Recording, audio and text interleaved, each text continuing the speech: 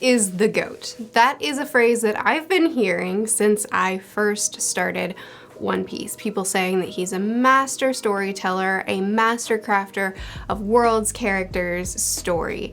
And it is something that I've come to agree with very strongly. In this video, my goal is to kind of try to elaborate on that and explain why, at least to me, Oda is a master crafter of story. This video can be paired with my Why I Love One Piece video, which is the video that I put out, I think like a month ago.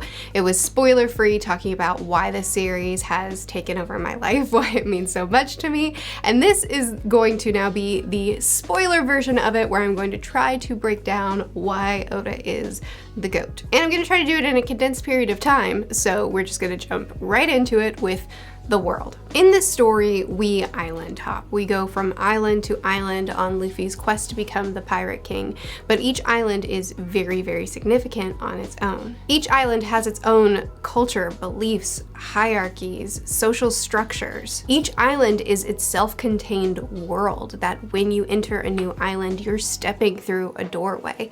You are entering a completely unique place that Oda has done so well of making them so individualistic. So entering a new island is like entering a brand new story. We just get to keep our characters. But it's not just that Oda does such a great job at creating these self-contained islands that each one is completely unique to itself.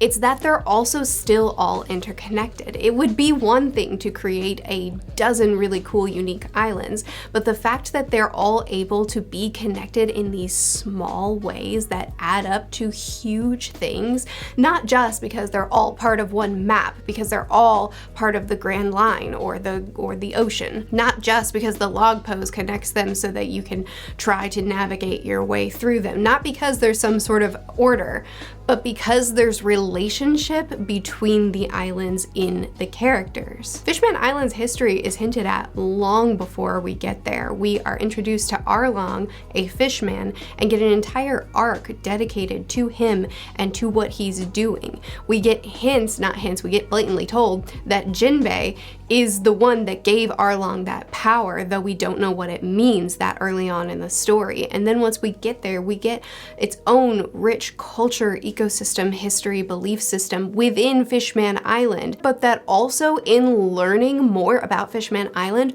we only get more depth to an arc-long past, as well as being a jumping off point for what's to come in future arcs. And Oda's constantly doing this throughout the series, where we're getting a brand new world to enter into with each island, but we're also getting ground-laying pieces of the world, of the lore, of the overarching story in those islands that will come to mean so much more the further on into the story we get. We enter Punk Hazard, which is very much its isolated place that is very much its own thing, but the further we get, the more we learn that Vagabond is incredibly important, that these smile fruits that seem like this just weird offshoot thing, obstacle that we have to deal with, is integral in this entire saga. We go to Zoe and we meet these minks, which are characters that we now see, oh hey, those characters have been all throughout the story before this. Cool, now we have an explanation for them. But it doesn't end there. It would be simple to end it there, but it doesn't. The minks are actually an integral part into this world and an integral part into what is going to happen with our story moving forward. They matter for the poneglyphs. They matter for the history of One Piece. They matter for the One Piece. They matter for the Wano arc to come. They matter in so many ways. So Oda has this very close storytelling style where each island we're on feels like it's in its own bubble. It feels like it's completely self-contained. But in reality, what happens in these islands connects everything in the world together in these small ways, but also in these massive ways. And that's true with the lore as well. The lore in One Piece is so rich, and we get tiny little hints of it all throughout the story. Oda has this ability to create these chapters, these arcs, these sagas that each one are satisfying on their own, but they also have so much just dropped in there. It leaves readers feeling satisfied where they are, yet always looking into the past and the future because of how interconnected things are. It leaves the conversation feeling satisfied in the moment, but also never stop going because there's so much to discuss. Within that world, within these landscapes, within these islands, within all that, we also have what is one of in my opinion, one of Oda's greatest strengths, and that is the characters. He creates these grand adventures in the hands of a childlike character with gags and battles and fun. And then he hits us with emotions that we had no idea we were setting up to explore. Scenes that don't even make sense that they would hit this hard, but they do, because Oda subtly sets them up and he knows exactly when to hit and how hard. There's something really deceptively difficult about what Oda does. The amount of thought and planning and just talent that it takes to be able to balance all that's done well in this series, to be able to balance everything that's happening, to be able to balance the humor and the emotional hits, to have such a lore-dense world while still having a grand adventure that's constantly moving. But especially speaking of this, being able to hit those emotional beats so hard and so effectively, that's something that Oda makes look simple. That's not. Being able to subtly set up a character arc in a way that just feels like we're hanging out with a character, in a way that just feels like we're getting to know someone, and then in the right moment, being able to bring it all crashing down for that one emotional beat that brings us all collectively to tears. He accomplishes that on a level that is rare to see in storytelling. It is, I mean, I'm a crier. I cry when I read, but it is rare to have a story hit as hard as One Piece does, as consistently as it does, in both flashbacks where we're getting these elaborate backstories, as well as in present day where we're experiencing day-by-day life with the characters, where we're going on these adventures, and sometimes we have these amazing character revelations and character moments or character struggles and pain or victories that are so satisfying that they invoke such extreme emotion out of us. To hit this often and this consistently is honestly something, I mean, I'm a big reader. I read a lot. Something I don't see on this level very often. But it's not even just our main crew, and this is another thing that's really impressive about this story. It's not even just our main crew.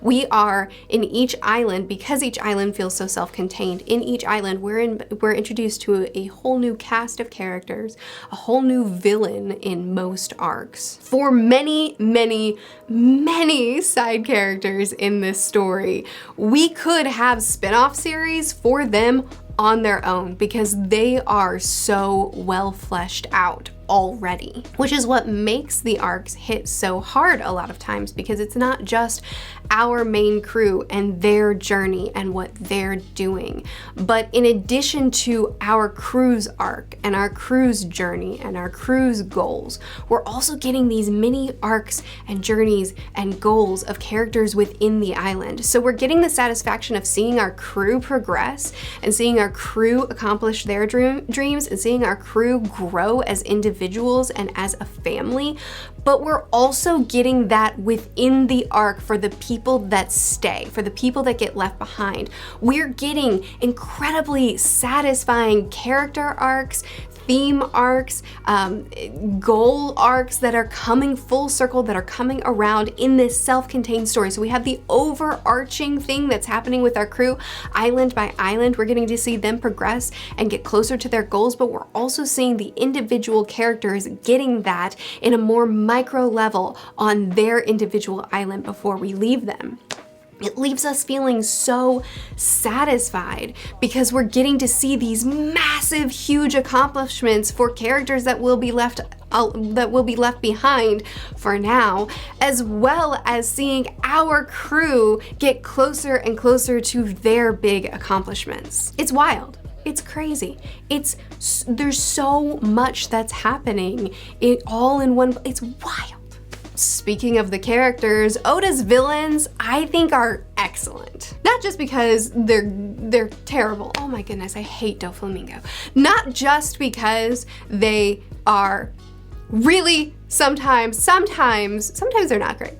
There are villains I could gripe about. I could spend a video complaining about some of the villains, but for the most part, the villains are so rich. Villains that are complex, that are deep, that we know very, very, very well. We understand their motivations, their backstories, we know them. But they're all also very individual. They're not just the next villain, but they have really unique personality traits, motivations, and goals of their own. Which means that we're not just being introduced to a new villain, we're being introduced to a new character each time we go to a new island. And not just that, but the thing that I think makes Oda's villains go from good to great is how integrated their personality is to the story. Each villain, their devil fruit reflects their personalities in really big ways.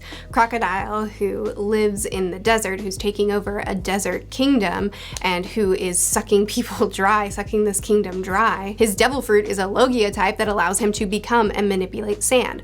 Moria, who is the shell of the man that he once was, his devil fruit is about shadows. Doflamingo, a puppet master controlling the citizens of the island that he rules, as well as being in control of these weapons and therefore being a puppet master of his island as well as of the new world. His devil fruit is the string fruit. Luffy wants to bring freedom, and in Fishman Island we learn that an entire race of people is being oppressed. And Luffy takes it on as his goal to unite them and to bring them freedom. Then we move on to Whole Cake Island, where Big Mom's goal is to create a world where all races can sit at the same table together as equals.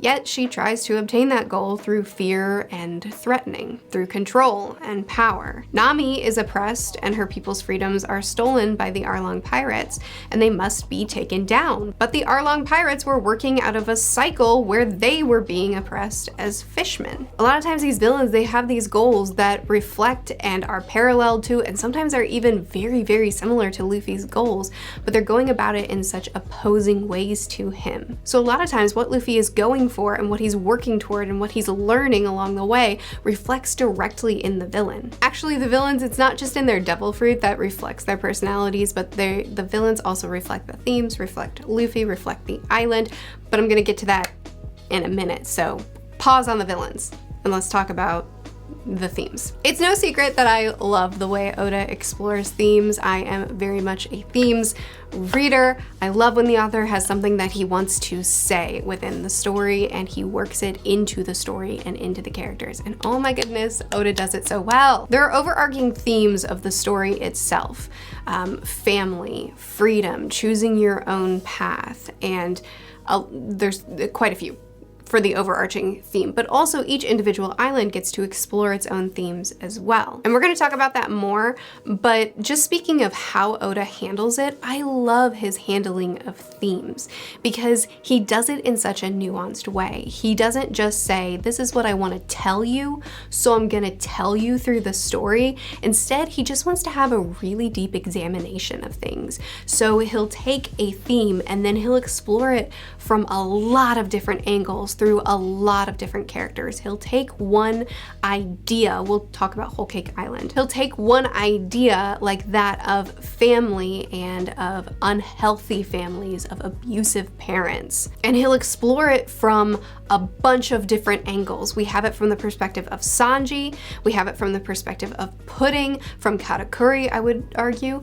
from Lola, and just we get it from a bunch of different angles. Each character is being shaped by the theme of the story, as well as reacting to the theme of the story in different ways. So Oda doesn't just take an idea and then talk about it. He takes it and he tries to explore it from as many different angles as he can and show the different ways that it can shape people and the different avenues they have. And he shows these different avenues without moralizing them, unless it needs to be moral. But a lot of times I'll explain. Like how Sanji couldn't leave his family to die and he went back and he was breaking free from the chains of his family, but he still wouldn't leave them to die. Chiffon left her family. She had no issue doing that. She wanted to look after herself, her husband, and her child. So she was out of there.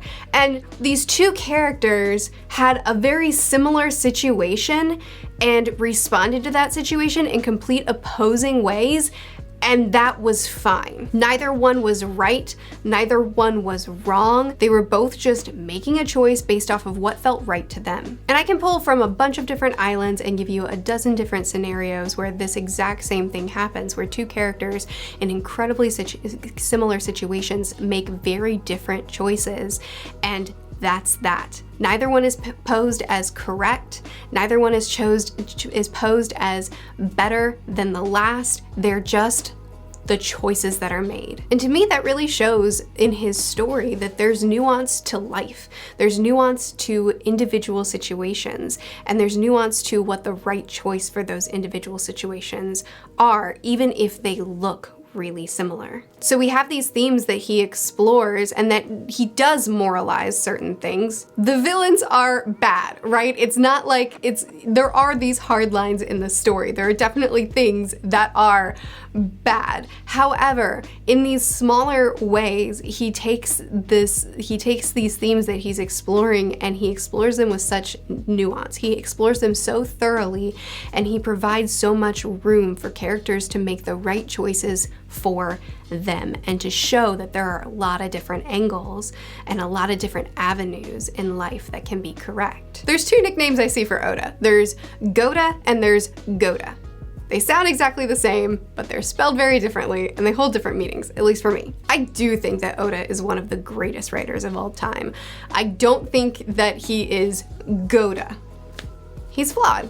He makes mistakes. He doesn't do everything just right. In a story of freedom and loyalty and respect and honor, he misses it with his humor sometimes, both in the manga and in the SBS. I love Oda'S humor. I love the gags that he's constantly pulling off in the story. I love how balanced the gags and the emotions are, and I think that his ability to have me laughing through my tears is really fantastic. But sometimes, in my opinion, he misses. But also from a storytelling perspective, in almost every island, I think Oda goes a little bit too wide. He has a big story that he wants to tell. He has a ton of characters on his mind. He knows these islands backward and forward, and sometimes he goes so wide that it's too wide, in my opinion. What I mean by that is that there's so many characters introduced. There's so many antagonists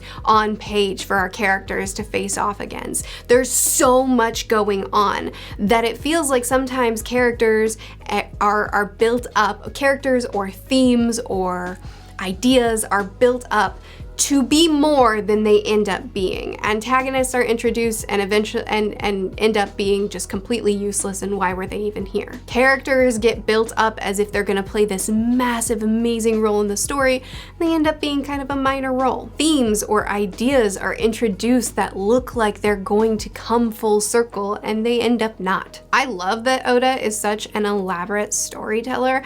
I love that he is making the series go on as long as he is, because frankly, I'd like for it not to end. I love this story. I love this fandom. I love being able to week discuss it with people. But the fact that he goes so wide, I think a lot of times leaves people disappointed in different ways. Some of that is our fault for having wrong expectations and then just being mad that our expectations weren't met. And some of it is just things were set up and not paid off. But even though I don't think Oda is perfect, what he does well, he does on expert mode. Because it's not just each of these individual concepts, it's how they work together. Each island has its own ecosystem, beliefs, villains, themes, etc., but they all play off of each other. Thriller Bark is a dark, gothic setting led by a man who's a shadow of himself, using shadow magic, who once dreamed of being the pirate king, just like Luffy, but lost his crew and now creates these bastardized versions of people and creatures as his servants, and that Luffy is leaning on his crew and he couldn't do it without them. Whole Cake Island is a singing, happy, joyful place, but Big Mom is a traumatized, broken woman who steals the life of her people to create this synthetic life of her island and to manufacture joy. She's also a threatening and abusive mom who will steal the soul of one of her children without thought, and the main theme we're exploring in this arc is family, parenthood, and abuse within those things. And I could go on with each island, talking about how the island itself and the beliefs and the cultures within the island reflect the characters within it, their personal arcs, the villains and their personal goals and motivations and devil fruits and arcs, and Luffy and his individual arc as well, and how they all bounce off of each other. It's not just that each island is this self-contained, incredible story that happens to connect with the world, but it's that each individual element of the story interconnects within itself. It's all connected in this elaborate, tangled web that ends up being so satisfying and impactful. And I could talk about the characters and the islands and the endings that don't pay off because it's not always perfect, but this story hits far more than it misses, like far, far, far more. And when I take a second to step back and really reflect on how interconnected this story is and how many things are being woven together to create such an emotionally impactful story, it kind of makes me go, okay, you're allowed to miss every now and then, Oda. Because my goodness, the incredible skill that it takes to pull off such an elaborate tangling of themes and characters and individual arcs and greater art, the amount of skill that it takes to pull this off on this level is really incredible to think about. Anyway, this video is already longer than I meant for it to be, so I will stop here. I wanted to do a reasonable length video where I kind of tried to break down why, at least in my opinion, Oda deserves the title of one of the greatest of all time. But let me know what you think. What ways have I not even mentioned that you think he deserves loads of credit? Do you consider him one of the greatest authors that you've read? And if so, please tell me why. I post videos every Monday, Wednesday, and Friday here, Tuesdays and Thursdays on the second channel, which is linked in the description. Check out my Patreon if you want. We talk about each chapter week to week all the time, and we're memes. There's lots of memes there. We're also currently reading Vinland Saga together, and it's amazing. I'll see you again soon. Bye.